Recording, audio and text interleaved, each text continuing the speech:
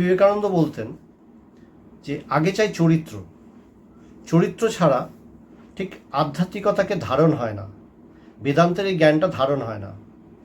এটা আমি বহু সময় দেখেছি, আমাদের এই সংস্থাতেও এটা বহু সময় দেখেছি। বহু ভক্ত এসেছে, ভগবান সেই জন্য ভগবান একটা তৈরি করে দিয়েছিলেন অভিন্ন কর্মসূচি, যে তুমি যেখানেই আছো, যেভাবেই আছো, সেটার মূল কী ছিল, যে তোমাকে কিভাবে কি কি জিনিস তুমি পড়বে, কি কি জিনিস তোমাকে পড়তে হবে সেটা তুমি দেখবে। দ্বিতীয় হচ্ছে সেই পড়াশোনাটা দরকার, একটু শাস্ত্রগ্রন্থ পড়া দরকার, একটু সৎগ্রন্থ পড়া দরকার, সেটা দরকার। দ্বিতীয় হচ্ছে শ্রদ্ধাশীল হওয়া। আমরা অনেক সময় শ্রদ্ধাটা আমাদের মধ্যে চলে যায়, আমরা একটু উন্নাসিক হই, আমরা নিজেদেরকে অনেক সময় বিরাট বড় বলে মনে করতে শুরু করি, যে আমি বিরাট মহান কিছু হয়ে গেছি। সবথেকে মজার ব্যাপার হচ্ছে যে যদি তোমার বিন্দুমাত্র অহংকার থাকে, তবে বাস্তবিক তুমি ঈশ্বর লাভ করতে পারবে না। এখানে কি বলছেন, সমস্ত অহংকারের যখন নাশ হয়, যখন তোমাকে গুঁড়ো গুঁড়ো করে মিশিয়ে দেবেন তিনি, তখনই বাস্তবিক তিনি তোমাকে গ্রহণ করবেন। তোমার সব কিছু যখন মিশে যাবে। তো আমি প্রত্যেকটা সময় এই জগতের প্রত্যেকটা মানুষ, আমরা কিছু একটা হয়ে উঠতে চাই, বিশেষ কিছু হয়ে উঠতে চাই। আমরা নিজেকে সাজাই, নিজেকে নানান কিছু করি, উদ্দেশ্য কি, যে আমি বিশেষ, এইটা সবাইকে বোঝানো।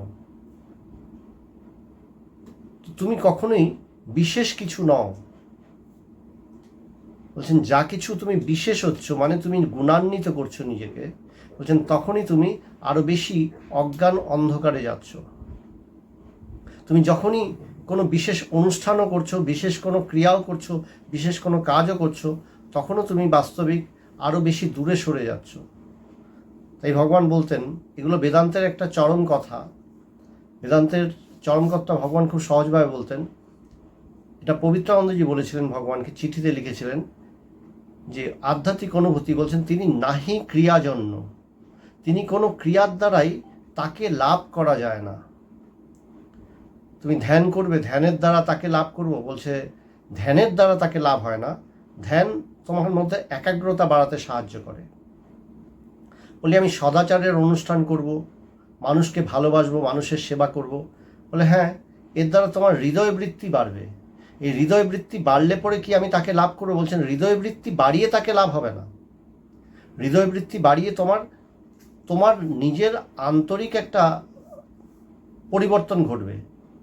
বলে আমি চিত্তশুদ্ধির দ্বারা আমি ঈশ্বরকে লাভ করব, বলছে চিত্তশুদ্ধির দ্বারাও ঈশ্বরকে লাভ হবে না। চিত্তশুদ্ধির দ্বারা কি হয়? বলে আমার যে মনটা জগতের দিকে ধাবিত হচ্ছিল, সেই মনটা তখন জগতের দিকে বেশি ধাবিত হবে না, বেশি ছুটবে না। সে তখন শান্ত হবে, স্থির হবে, তার সৎ প্রসঙ্গ, ঈশ্বর চর্চা করতে ভালো লাগবে, এই পর্যন্ত। তো ভগবানের কাছে যখন ছোটবেলায় যেতাম, ভগবান বলতেন যে দেখ, এই কথাটা একই কথা। ভগবান বলতেন আমি তোকে খুব ভালোবাসি। ভগবান এই কথাটা সবাইকেই বলতেন যে আমি তোকে খুব ভালোবাসি, কিন্তু আমার ভিতরে যিনি আছেন তার ভালোবাসা তোকে লাভ করতে হবে। কারণ তিনি কিসে খুশি হবেন তা আমি জানি না। এই কথাটা তখন আমার কাছে একটু রহস্যময় লেগেছিল। তখন কলেজে পড়তাম, রহস্যময় লেগেছিল। আমি ভাবতাম তার ভেতরে যিনি আছেন তাকে প্রীত করতে হবে। তিনি তো প্রীত আছেন, কিন্তু তার ভেতরে যিনি আছেন তাকে প্রীত না করতে পারলে তো আমার ঈশ্বর অনুভূতি হবে না। তো ওটা কীভাবে সম্ভব সেটা বুঝতাম না। তো পরে আস্তে আস্তে বেদান্ত চর্চা করতে করতে আস্তে আস্তে বুঝতে সমর্থ হলাম যে নাহি ক্রিয়া জন্য বলা হচ্ছে, তাকে লাভ করতে গেলে তুমি কোনো ক্রিয়ার দ্বারা লাভ করতে পারবে না। ধ্যান ধারণা, ধর্মচর্চা, সৎ প্রসঙ্গ, বেদান্ত চর্চা, যা কিছুই তুমি অনুষ্ঠান করো, প্রচুর যজ্ঞ করলে, প্রচুর তীর্থ ভ্রমণ করলে, প্রচুর ব্রত পালন করলে, তার দ্বারা কি ঈশ্বর লাভ হবে? বলছেন হবে না। এগুলো কোনো কিছুর দ্বারা বা সমন্বয় চেষ্টা করেও তোমার কিছুতেই হবে না। তবে কিসের দ্বারা হবে? বলছেন তোমার ধারণার পরিশুদ্ধি, তার দ্বারা। তোমাকে বেদান্ত চর্চা করতে করতে বলছেন সর্বশেষে গুরু কৃপা লাগেই। বলছেন গুরু কৃপা কিসের জন্য বলা হচ্ছে? বলা হচ্ছে যে আমরা বাস্তবিক সবসময় স্থূল জগতের কথাই চিন্তা করি। এই স্থূল জগতের কথা চিন্তা করি তার কারণ আমি নিজেকে সবসময় শরীর বলে ধারণা করি। আমি একটা শরীর, তাই আমার মধ্যে সবসময় এই জগৎ সংক্রান্ত যাবতীয় যা কিছু চিন্তা, সেই চিন্তাটাও স্থূল চিন্তাই থাকে। বললেন গুরু তোমার চরিত্রে একটা পরিবর্তন ঘটানোর চেষ্টা করছেন। বলছেন তোমাকে তোমার যে দেহগত মনটা এবং দেহগত মনটার সাপোর্টেই আমি আমার সংসার রচনা করে, আমার একটা ক্ষুদ্র সংসার রচনা করে সেই সংসারের নানান কাজকর্ম, সমস্যা এবং তার সমাধান সমস্ত কিছুর মধ্যে আমি ব্যস্ত হয়ে থাকি। পুরোটা জীবন আমি সেখানেই খরচ করতে থাকি, তার বাইরে আমি বেরিয়ে আসতে পারি না।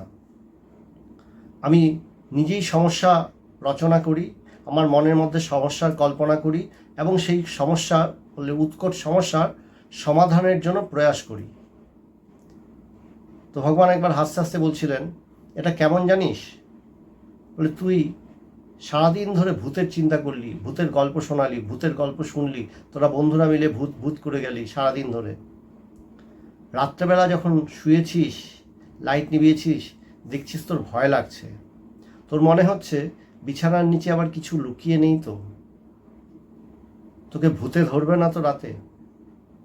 রাত্রেবেলা দেখলি ভূতের স্বপ্ন দেখতে শুরু করলি, ভয় পাচ্ছিস, ঘুমটা ঠিক করে হচ্ছে না, যখনই কিছু হচ্ছে ঘুমটা ভেঙে যাচ্ছে, মনে হচ্ছে ঘরের মধ্যে কিছু একটা উপস্থিতি যেন আমি বোধ করছি। বলে সমস্যা কি? সমস্যা হচ্ছে ভূতের ভয়। ভূতের ভয়টা হলো কেন? কারণ আমি যে আগে ভূত ভূত করে এসছি, সারাক্ষণ ধরে ভূত খুঁজে গেছি, ভূতের গল্প করেছি, করতে করতে মনটা এমনভাবে অনুরঞ্জিত হয়ে গেছে, মনটা সেইভাবে মোটিভেটেড হয়ে গেছে যে আমি ভূত খুঁজতে লেগে গেছি। এবার ঘুম হচ্ছে না। সেই সমস্যার সমাধানে কি করলাম?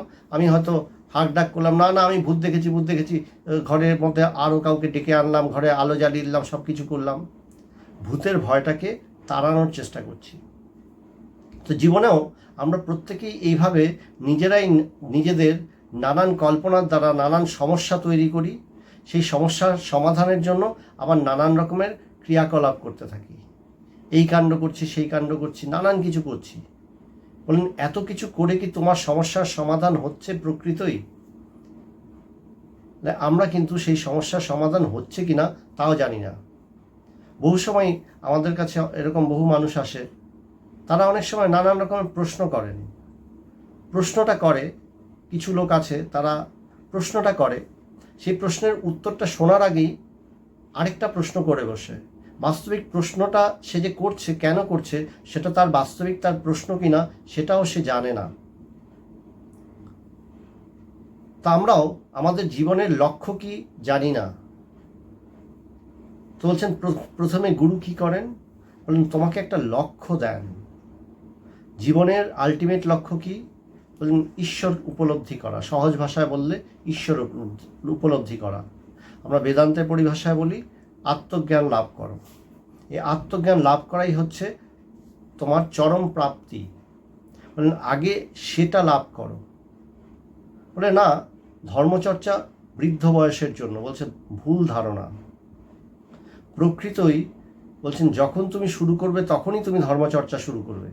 তবে সবসময় বলছে যে কোনো জিনিস তাড়াতাড়ি শুরু করলে সেটা বুঝতে বেশি বেশি আমরা সমর্থতা, মানে সেটা সাফল্য লাভের চান্সটা বেশি থাকে। যখন শরীর মন সতেজ কম বয়সে, তখন এই চর্চা করলে আমার সিদ্ধি লাভের সম্ভাবনাটা অনেক বেড়ে যায়। তো সেই জন্যই বলছেন গুরু প্রথমে কি করছেন? তোমার মধ্যে একটা আদর্শ দিচ্ছেন। আদর্শটা কিভাবে দিচ্ছেন? প্রথমে তোমার হৃদয়টাকে বড় করার চেষ্টা করছেন। তুমি নিজেকে টেনে নিজের মধ্যেই সবসময় সীমিত করে রেখেছো, বলে সেই সীমানা থেকে তোমাকে টেনে নিয়ে সবার মধ্যে ছড়িয়ে দেওয়ার চেষ্টা করছেন। তিনি বলছেন মানুষের জন্য একটু ভাব, মানুষের কথা ভাব। এই যে সামনে দুর্গাপূজা আসছে, দুর্গাপূজায় কিছু কর, পারলে নিজের জন্য তো অনেকগুলো কাপড় কিনবি, পারলে একটা মানুষকে কিছু কাপড় দে, কাউকে দে, কিছু কর। বলে ওতে কি হয়? বলে আমি অন্যের কথা ভাবছি, আমি নিজে ছাড়াও আরও একটু ভাবছি, আমার ক্ষুদ্র সংসারের বাইরেও আমি আরও একটু কিছু করার কথা ভাবছি। বলে সেটার মধ্যে বলছেন কিভাবে তুমি করবে? বলেন সমস্ত কিছুই তো এক ঈশ্বরই আছেন, তুমি তাকে ভালোবাসা দাও। ভালোবাসাটা হচ্ছে আসল দান, আসল জিনিসটা কি ভালোবাসাটা। আমি কি করব? বস্তুটা কিন্তু একটা মাধ্যম মাত্র, একটা সুন্দর গিফট আমরা কি করি, একটা সুন্দর র্যাপারে বা সুন্দর একটা বাক্সে করে করে নিয়ে এসে যখন গিফটটা দিই, সেই গিফটটা যেন র্যাপারটার জন্যই, বাক্সটার জন্যই, সেই প্যাকেটটার জন্যই গিফটটাও যেন সুন্দর হয়ে যায়। বলে ঠিক তেমনি আমি একটা মাধ্যম খুঁজলাম, ঠিক আছে, আমি নয়তো কাউকে ফুড প্যাকেট, একটা খাবারের প্যাকেট দিলাম, বা তা কাউকে একটা কাপড় দিলাম, বা কিছু একটা করলাম, বলে ওটা তো একটা র্যাপারের মতন। আসলে তুমি কি দিচ্ছ? আসলে দিচ্ছ ভালোবাসা। সেই ভালোবাসাটা আসলে কি? ভালোবাসাটা কিন্তু মোহজনিত ভালোবাসা না।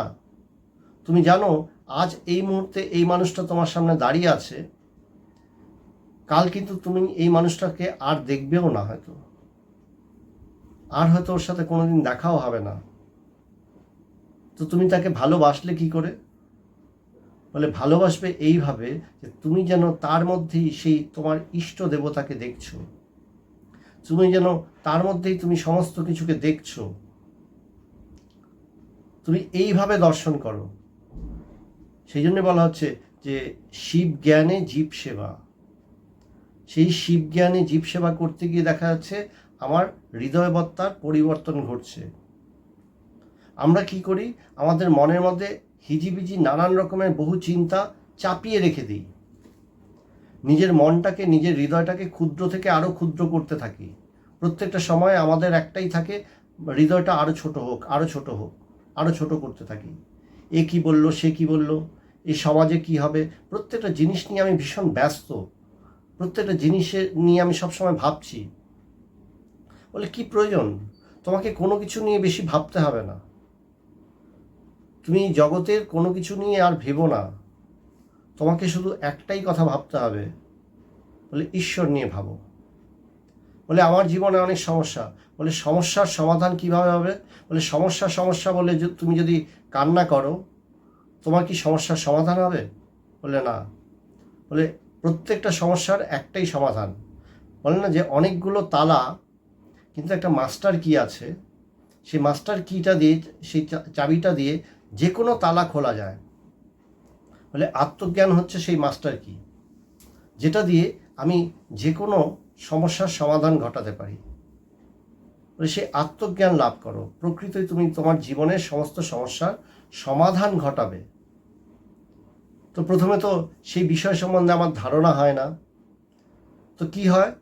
বলে আমরা প্রত্যেকেই আমাদের নিজেদের সংসারে নানান ব্যস্ততার অভ্যাস করে থাকি, নানান কাজকর্মে ব্যস্ত থাকি, নানান কিছু নিয়ে ব্যস্ততার অভ্যাস করে থাকি। তার ভেতরে গুরু যেন জোর করে আবার আরেকটু ব্যস্ততা ঢুকিয়ে দিলেন, যে এবার তুমি মানুষের জন্য ভাবো, কিছু মানুষের জন্য করো। সেটুকু বুঝলাম। গুরু বললেন তুমি যে দিচ্ছ, কোনো কিছু দান করছো, সেটা কি দান করছো সেটা বড় কথা নয়, তুমি কিভাবে দান করছো, তার প্রতি কি দৃষ্টি রাখছো, সেই ভাবটা বড় কথা। তোমার হৃদয়ে কি সেই ভাবটা আছে? সেই ভাবটা নিয়ে কি তুমি দাঁড়াচ্ছ? তো আস্তে আস্তে কি হচ্ছে, আমার ভেতরে সেই চিত্ত শুদ্ধির কাজটা হচ্ছে, যে আমাকে নূতন একটা সংস্কার আমি নিজে অভ্যাস করছি, যে আমার ভেতরে সমস্ত কিছুর মধ্যেই আমি ঈশ্বরকে দেখার ব্যাপারটা যেন অভ্যাস করছি, যে এক ঈশ্বরই আছে, সেই পরম আদর্শটাকেই আমি বারবার দেখার চেষ্টা করছি। বলে এইভাবেই আমি আস্তে আস্তে আগাতে থাকি, যে ঈশ্বর আছেন, সর্বত্রই তিনি আছেন, আমি সেই ঈশ্বরকে অনুভব করার চেষ্টা করছি। আমি জানি তিনি, বলে কেমন? যে তুমি মন্দিরে গেছো, একটা পাথরের মূর্তি, সেই পাথরের মূর্তিটা কি ঈশ্বর? অর্থাৎ পাথরই একটা। বলে হ্যাঁ, সেই পাথরের মূর্তিতে আমি ঈশ্বর আরোপ করছি, সেই দেবত্ব আরোপ করছি, সেই পরম দিব্য সত্তাকে আরোপ করছি, সেই শুদ্ধ চৈতন্যকে আরোপ করছি। আরোপ করে আমি সেখানে মালা চড়াচ্ছি, ফুল দিচ্ছি, ভোগ নিবেদন করছি, পূজা অর্চা করছি, সব কিছু করছি, আরতি করছি, সব করছি। বলে ঠিক তেমনি তুমি তোমার মধ্যে সেই ঈশ্বরীয় সত্তা, সেই দিব্য সত্তা ধারণ করো। বলে তুমি নিজেকে যদি ক্ষুদ্র ভাবো, তুমি যদি নিজেকে সমস্যাগ্রস্ত ভাবো, সেটাও তো তুমি আরোপ করছো। এই আরোপ যেটা করছো, বলে আমরা প্রত্যেক মুহূর্তে যতকাল মন আছে আমি কিন্তু সবসময় আরোপই করে চলি। ভগবান যেমন একটা খুব কঠিন কথা বলেছিলেন, বললেন একটা অপরিচিত ছেলে, একটা অপরিচিত মেয়ে, দুজনের কোনোভাবে দেখা হলো, সামাজিকভাবেই হোক, যেভাবেই হোক দেখা হলো, দুজনের মধ্যে ভালোবাসা হলো, দুজন দুজনকে বিয়ে করলো, দুজন দুজনে অভিন্ন হৃদয় হয়ে গেল, স্বামী স্ত্রী হয়ে গেল, তারা সুখে সংসার করতে লাগলো, দুজন দুজনকে ছাড়া আর চলতে পারে না। কিভাবে হলো? দুজন দুজনকে তো চিনতই না, জানতই না। বলে কি করে হলো? দুজনই দুজনকে একসেপ্ট করে নিল, গ্রহণ করে নিল। ঠিক একইভাবে আমরা কি করি, নিজের জীবনে নানান সমস্যা আমি নিজেকে জীব বলে স্বীকার করে নিয়েছি। আমি একজন সাধারণ মানুষ, সাধারণ জীব, আমার অনেক সমস্যা, তো আমার অনেক সমস্যা। আবার তুমি জোরসে বলো যে না, আমি বেদান্ত চর্চা করি, আমি গুরু সান্নিধ্য লাভ করেছি, আমি ভগবানের সান্নিধ্য পেয়েছি, ভগবান আমাকে পাল্টে দিয়েছেন, তার দিব্য স্পর্শে আমার সব কিছু পাল্টে গেছে। এই চিন্তাটা যেই তুমি বলিষ্ঠভাবে করবে, দেখবে তোমার সব কিছুই পাল্টে যেতে শুরু করবে, প্রকৃতই পাল্টে যাবে। বলি জগৎ বড় অদ্ভুত। এই জগতে তুমি যেভাবে তুমি জোরে ভাবতে পারো, সেই জিনিসটাই বলিষ্ঠ হয়, বলে প্রকট হয়। বলে যখন প্রচুর সমস্যা, বলে জীবনে প্রচুর সমস্যা, তখন কি করবে? বলে সমস্যা ভাবলে সমস্যা আরও বাড়বে। তুমি সমস্যা ভেবো না, দেখবে সমস্যাটা পালিয়ে যাচ্ছে। তুমি ভাবো আলোর কথা, তুমি ভাবো ঈশ্বরীয় কথা, দেখবে সমস্যাগুলো পাল্টিয়ে যাচ্ছে। তো কি হচ্ছে? বলে তুমি নিজেকে ক্ষুদ্র ভাবছো, সমস্যাগ্রস্ত ভাবছো, তুমি দুর্বল ভাবছো নিজেকে। তুমি দুর্বল ভাবছো, তাই তুমি দুর্বল রয়েছো। তুমি যেই নিজেকে শক্তিশালী মনে করতে শুরু করবে, যেই মনে করবে যে না এবার সব কিছুই সুন্দর হবে, সমস্ত কিছুই, আমার ব্যবহারিক জগৎটাও সুন্দর হবে। কেন সুন্দর হবে? তার কারণ আমাকে ভগবান স্বয়ং স্পর্শ করেছেন, আমি তার দিব্য সান্নিধ্য লাভ করেছি, আমি তার আশীর্বাদ লাভ করেছি, আমি গুরুর আশীর্বাদ লাভ করেছি। তাতে কি হবে? বলে তখন আমার মধ্যে যে একটা অপবিত্র সত্তাকে আমি ধারণ করে রেখেছিলাম, মিথ্যা সত্তাকে ধারণ করে রেখেছিলাম, দুর্বল সত্তাকে ধারণ করে রেখেছিলাম, তার উপরে আমি যেন দিব্য সত্তাকে আরোপ করছি। বলে তার স্পর্শে আমার সব পাল্টে গেল। আমি যেন গঙ্গা স্নান করে আসলাম। এই যে গঙ্গা স্নান করে আসলাম, আমি পবিত্র হয়ে উঠলাম, শুদ্ধ হয়ে উঠলাম। যেই আমি পবিত্র এবং শুদ্ধ হয়ে উঠেছি, তখন দেখবে তোমার পবিত্র মনে তুমি অপবিত্র চিন্তা আর করতে পারবে না, দুর্বল চিন্তা আর করতে পারবে না, বলে সমস্যার কথা আর ভাবতে পারবে না। তখন তোমার মনে হবে তাই তো, আমার তো কোনো বাস্তবিক সমস্যা নেই। তখন তুমি প্রকৃতই সেটা বোধ করবে। তবে এই জিনিসটা কি একদিনেই হয়? বলে যার হয় তার একদিনেই হয়, একবারেই হয়। যার হয় না, যার মন দুর্বল, বেশি চঞ্চল, তার হয় না, তাকে বারবার অভ্যাস করতে হয়, বারবার অভ্যাস করতে হয়। কাউকে একবার বলে দিলেই সে তার হয়ে যায়, আবার কাউকে হাজারবার বলতে হয়, হাজারবার বললেও তার বিশ্বাস হয় না। বলে তাই? সত্যি বলছো? যেমন একটা ছোট্ট ঘটনা বলি। একটা নেপালি মেয়ে একবার এসছিল ভগবানের কাছে। তো সে তার এক রিলেটিভের বাড়িতে গেছে, গিয়ে শুনেছে যে ভগবান এসছেন। তো ভগবানকে দেখতে বাচ্চা মেয়ে 10-11 পড়ে, এরকম। সে ভগবান এসছেন, দেখি তো যে তিনি কেমন ভগবান। সে ছুটে এসছে। তো ভগবান সবার সাথে দেখা করে যখন রুমে চলে যাচ্ছেন, তার পেছন পেছন সেও রুমে গিয়ে হাজির। আমিও ঢুকবো, তা আমরা আটকাতে যাচ্ছি। ভগবান বললেন আসতে দে, ও কি বলতে চায় শুনি। তো সে এসছে, এসে বলছে যে সত্যি করে বলো তো তুমি কে। সুন্দর সহজ সরল প্রশ্ন। তো ভগবান বলছেন আমি যা তুমিও তো তাই। তো তখন সে বলছে তোমাকে তো সবাই ভগবান বলে। তো ভগবানও বলছেন আমি যা তুমিও তাই, তুমিও ভগবান। বলে তা হয় নাকি?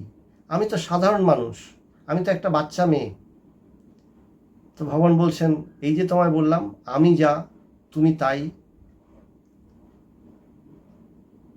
তারপরে মেয়েটাকে ভগবান একটা ফল দিয়ে বললেন আসো তুমি। ও চলে গেল। বাইরে গিয়ে ও স্থিরভাবে বসে আছে। কিছুক্ষণের মধ্যে সে কাঁদতে শুরু করেছে।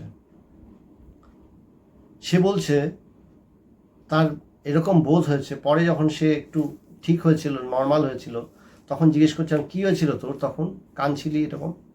কাঁদতে কাঁদতে সে স্থির হয়ে গেছিল। সে মেয়েটা তখন বলছিল এই যে বললেন যে আমি ভগবান, বলে আমি যদি ভগবান হই তাহলে আমি অপবিত্র হব কি করে?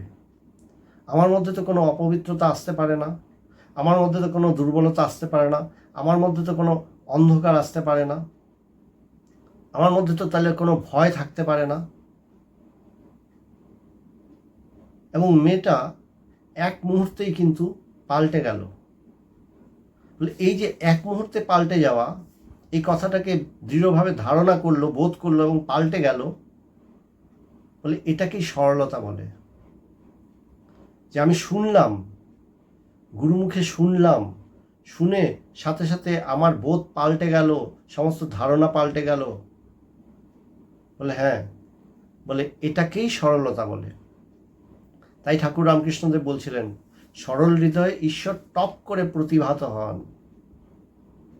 বললেন এই কথাটা যেন চাক্ষুষ প্রত্যক্ষ করেছিলাম। এই ঘটনাটা ঘটেছিল আমিনগাঁওতে, গৌহাটিতে, যে আমাদের বেদান্ত সোসাইটি হেডকোয়ার্টারে এই ঘটনাটা হয়েছিল। বলে অদ্ভুত ঘটনা, একটা মিষ্টি ঘটনা, কিন্তু আধ্যাত্মিক জগতের একটা বড় জিনিস শিখিয়ে দিয়ে গেল, শিক্ষা দিয়ে গেল। শিক্ষাটা কি? বলে শিক্ষাটা তো আমাদের সবার জন্য। ভগবান তো সবসময় সেই একই কথা সবাইকে বারবার একই কথা বলে আসছেন, মানুষই ভগবান। বেদান্ত সোসাইটির স্লোগানই হচ্ছে মানুষই ভগবান। যে সমস্ত কিছু এক ব্রহ্মই আছে, এক ব্রহ্ম ব্যতীত দ্বিতীয় বস্তু নেই, সব সেই ব্রহ্মই, সমস্ত কিছুই ব্রহ্ম। যা কিছু দেখছো বাস্তবিক ব্রহ্ম ব্যতীত দ্বিতীয় বস্তু দেখছো না। কিন্তু আমি যে বহু দেখছি, বলে এই যে তুমি বহু দেখছো, তোমার দৃষ্টিতে বহু দেখা যাচ্ছে, এটা তোমার ইম্পোজিশন, তোমার ধারণা, তোমার কল্পনা। তুমি কাউকে চেনা বলে জানো, তুমি কাউকে বলো আমার অচেনা। এই মানুষটি আমার পরিচিত, ওই মানুষটি আমার অপরিচিত।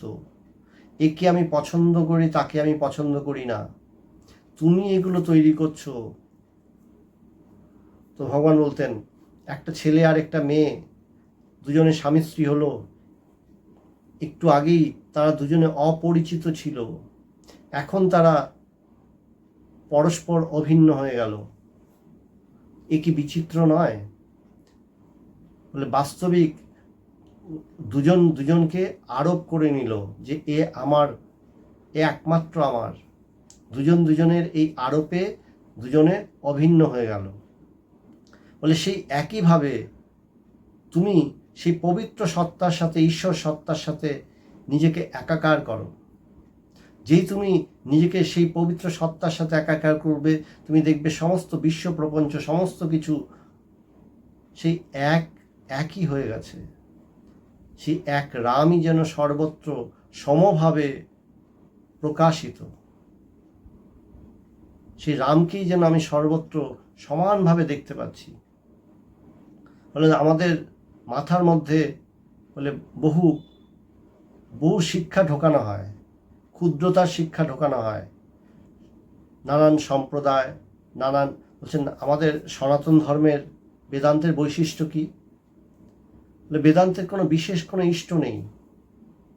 বলা হচ্ছে তুমি তোমার মতন ইষ্ট গড়ে তোলো, তোমার রুচি অনুসারে তোমার ইষ্ট গড়ে তোলো, তোমার আদর্শ। ইষ্ট বলতে তোমার আদর্শ, যে আদর্শ তোমাকে তোমার পূর্ণতা এনে দেবে, যা তোমাকে পূর্ণতা এনে দেবে, যে ধারণা, যে সত্য, যে আদর্শ, সে আদর্শটা কি? যে সত্যকে আমি সম্পূর্ণরূপে ধারণ করতে পারি, যা আমাকে পূর্ণতা এনে দেবে, পুষ্টি দেবে, তাই বাস্তবিক। বলে না, আমার কোনো স্বর্গ চাই না, আমি কোনো স্বর্গের লালসা করি না। স্বর্গ কি?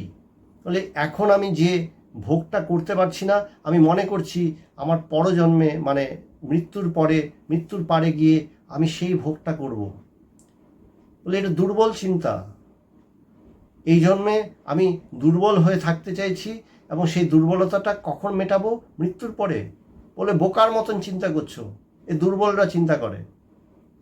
বলে সবল হও, যদি কিছু ভোগ করার থাকে এখনই করে নাও। বলে এখনই করে নাও। বলে ভোগ কি করবে? বলে ভোগ তো একটাই করার আছে, তোমার সমস্ত অজ্ঞানকে ত্যাগ করো আর ঈশ্বরকে উপভোগ করো।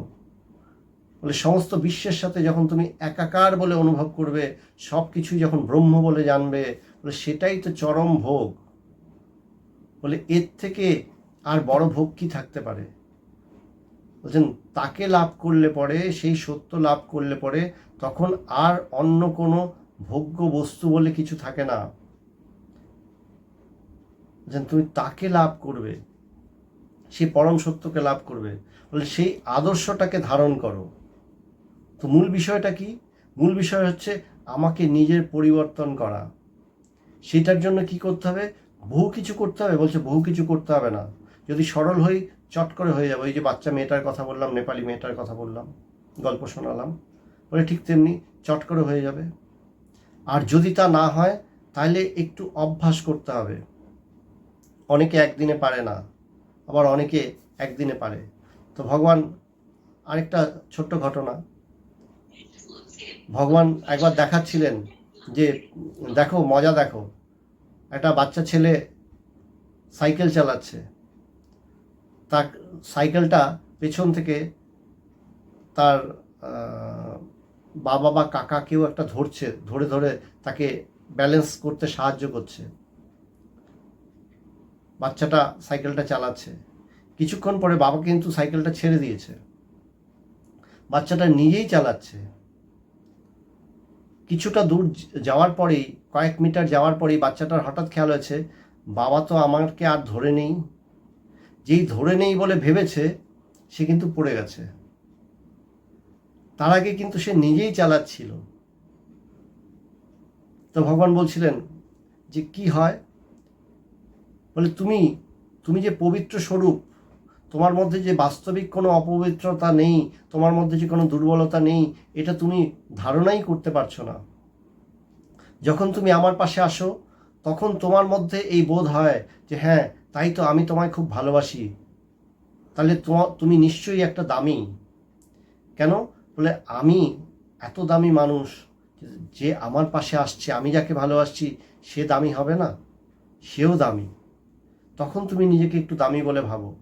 আবার যখন তুমি তোমার নিজের জীবনে ফিরে যাও, নিজের জায়গায় ফিরে যাও, তখন সবাই তুচ্ছ তাচ্ছিল্য করছে, তুমি ভাবছো কি হচ্ছে আমার জীবনে, চারিদিকে ব্যর্থতা। বলে ব্যর্থতা দেখছে কেন? বলে তোমার মনের মধ্যে তুমি যদি ওই বোধটাকে রাখতে পারো, দেখবে তোমার সব কিছু পাল্টে যাচ্ছে, জগৎটা পাল্টে যাচ্ছে। ওই যে ছেলেটা সাইকেল চালাতে চালাতে ভাবছিল বাবা তো ধরে আছে, বাবা আমাকে সাহায্য করছে, আমি চলছি। বলে ততক্ষণ পর্যন্ত চালালো যতক্ষণ পর্যন্ত তার ভেতরে বোধ ছিল বাবা ধরে আছে। বলে প্রথম আমাদের এই বোধটা দরকার, যে ঈশ্বর আমাকে ধারণ করে আছেন, গুরু আমাকে সাহায্য করছেন, গুরু আমাকে চালাচ্ছেন, বলে এই বোধটা দরকার। এই বোধের ফলে আমার মধ্যে পবিত্রতার ধারণা হয়, আমি পবিত্র হই, আমার ভেতরে সততা আসে, আমার ভেতরে সাহস আসে, আমার ভেতরে সমস্ত দুর্বলতা চলে যায়, অজ্ঞানতা চলে যায়, এই জিনিসটা হয়। তারপরে কি হয় বলে, সেখানেই মজা। বলে আস্তে আস্তে সেই বোধটা দৃঢ় হতে হতে একসময় বাস্তবিক আর আমার কোনো সাহায্যের প্রয়োজন পড়ে না। তখন আমি দেখি আমার ভেতরে তো সেই সত্য সূর্য আছে, সেই সত্য সূর্যটাই আছে আমার মধ্যে। কোনো কালেই এর আগে কখনোই অজ্ঞান অন্ধকার ছিল না, আমি শুধু চাপিয়ে নিয়েছিলাম। তাই বিষয়টা কি, যে যখন ঈশ্বর লাভ হয় তখন কি হয় বলে, তখন তুমি আনন্দ করবে, তখন হাসবে যে তার আগে আমি কতই না মূর্খ ছিলাম, কতই না বোকা ছিলাম, আমি এই ছোট্ট কথাটা বুঝিনি। তাই দরকার কি বলে, সৎসঙ্গের দরকার, গুরু সঙ্গের দরকার, বলে মাঝে মধ্যে দরকার পড়ে। বলে কেন দরকার পড়ে বলে, নিজেকে যেন আবার পুনরায় স্মরণ করিয়ে দেওয়া যে আমার মধ্যে সেই সত্য বিরাজ করছে, আমার মধ্যে সেই পবিত্রতা বিরাজ করছে। তখন এই জগতের কোনো কিছুই আর আমাকে টলাতে পারে না। নয়তো এই জগৎ বারবার তোমাকে ভুল বোঝাবে, তোমার মধ্যে ছোট চিন্তা দেবে, তোমার মধ্যে ইম্পোজ করবে, সমস্যা ইম্পোজ করবে, এই কথা সেই কথা বলবে, নানান কুবুদ্ধি শেখাবে। ছোট্ট বাচ্চারা যেমন সব কিছু শোনে এবং বাজে কথাও তাড়াতাড়ি রপ্ত করে নেয়, ঠিক তেমনি আমরাও সমস্ত আজে বাজে জিনিস খুব তাড়াতাড়ি রপ্ত করে নিই। আমি সংসারে সামান্য মানুষ, আমার দ্বারা কোনো কিছু হয় না, এই চিন্তাটা কোথায় যেন আমরা ভেতরে বদ্ধমূল করে নিই। তো ভগবান বলতেন, বলে সংসারের প্রত্যেকটা মানুষের থেকে তুমি এই কথা শুনতে শুনতে তুমি ধারণা করে বসেছ তোমার দ্বারা কিছু হয় না, আর আমি তোমায় বলছি যে তোমার দ্বারা সব হবে। বলে যখন তুমি এই কথাটাকে ঠিকভাবে শুনবে, বোধ করবে, দেখবে তোমার দ্বারা সব কিছু সম্ভব হচ্ছে। কিন্তু এটা শুধু যদি শুনলাম শোনার জন্য, হ্যাঁ, কিন্তু বোধ করলাম না, তবে লাভ নেই।